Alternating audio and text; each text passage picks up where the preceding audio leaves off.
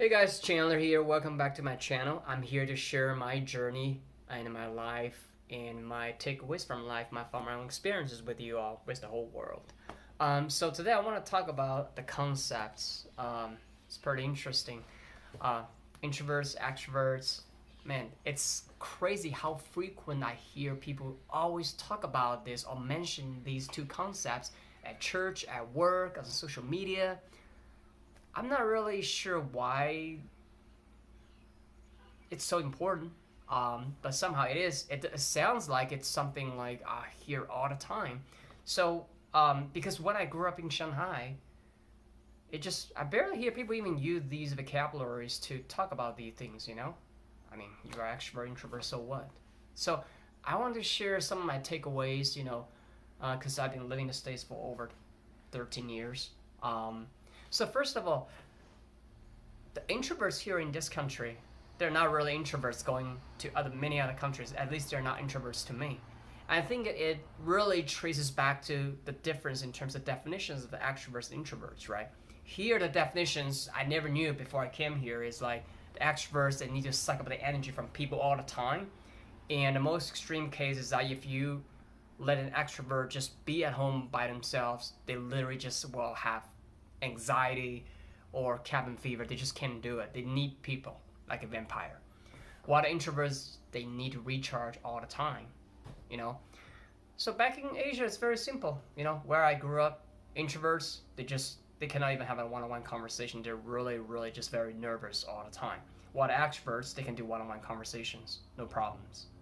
So I don't really consider the introverts here. They're really introvert, but somehow they all make me feel like they're very, in a way, they're oppressed or they're not confident because the society perceive in a way like the extroverts and being social is more superior than being introverts and shy in this country. I disagree to a certain extent. There's a lot of good things about introverts, right? So this is number one I want to share with you guys. Secondly, I always feel drawn to introverts because I think maybe that's related to how I grew up, the environment I grew up with. We always value people who are quiet, who might come across as shy, but they have a lot of stories, they have a lot of wisdom. Once you dig into them like a figuring out a puzzle, and you start understanding each other, and you can have a super deep conversations, and the relationships usually are super lasting. So which is why I really appreciate these people. And in Chinese, there is a phrase, right? It's called a wise head makes a closed mouth, meaning that they usually observe, stay behind the scene, and they're self-reflecting all the time. That's a virtue. That's really a good quality to have. So I do love introverts people. So that's number two. And number three, which is kind of biased, but based on my own personal experience of living in Los Angeles, a lot of my introverted friends actually they have a really decent worldwide experience. They travel around the world. They're really curious and open to understand different cultures. They just have so many curiosities. I just love them. And versus like I met a lot of extrovert people. They're very social, party and all these stuff, but they don't even have any curiosity towards the whole world, the different cultures. So sometimes I feel like I don't know. I really love my introverted friends. They're awesome. They're great people. But somehow just the society here in the US is always kind of it feels like it's a negative thing when people always in a way it's commenting or you can perceive as a judging like, oh, that person is kind of quiet, that person is kind of shy. It always feels a negative thing in this country particularly, but it's not necessarily in other parts of the world. So I sometimes feel it's unfair, and I feel like you know that's just not good.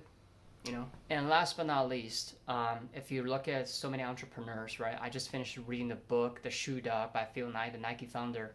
He was an accountant. You can define him as an introvert, but look at this guy, man. He backpacked and traveled around the world when he was 24. How many people in this country did that back in the 1960s? And he speaks some Japanese too. So it's really inspirational to see these leaders. Leaders, I understand the stereotype in this country is how you have to be social, you have to be extrovert. I think it's a little bit too excessively focusing on being extrovert in this country. I really feel like being balanced and understanding that quiet being quiet is a strength. Staying back and observing is a strength. And being introverted, I don't even want to talk about introvert extrovert. I just feel like it's been in such a negative way, to me at least, how I feel living here. It doesn't matter. You are open to talk to people, or you prefer to stay back and have your own time. Whatever you want to do, be yourself. I think that a leader doesn't have to be super extrovert, being social. It doesn't have to be like that. So, um, and I sincerely see the beauty of my own culture. I don't want to force myself to fit in the mainstream culture here, just trying to be the so-called stereotypical good guy, being social, being extrovert. I will if I feel like so. If not, I'll stay back, be an ambivert. So that's just some of my takeaways in life living here after 13 years. Actually, a little bit over that. I want to share with you guys. Thanks so much for listening, and I'll see you in the next episode. Peace.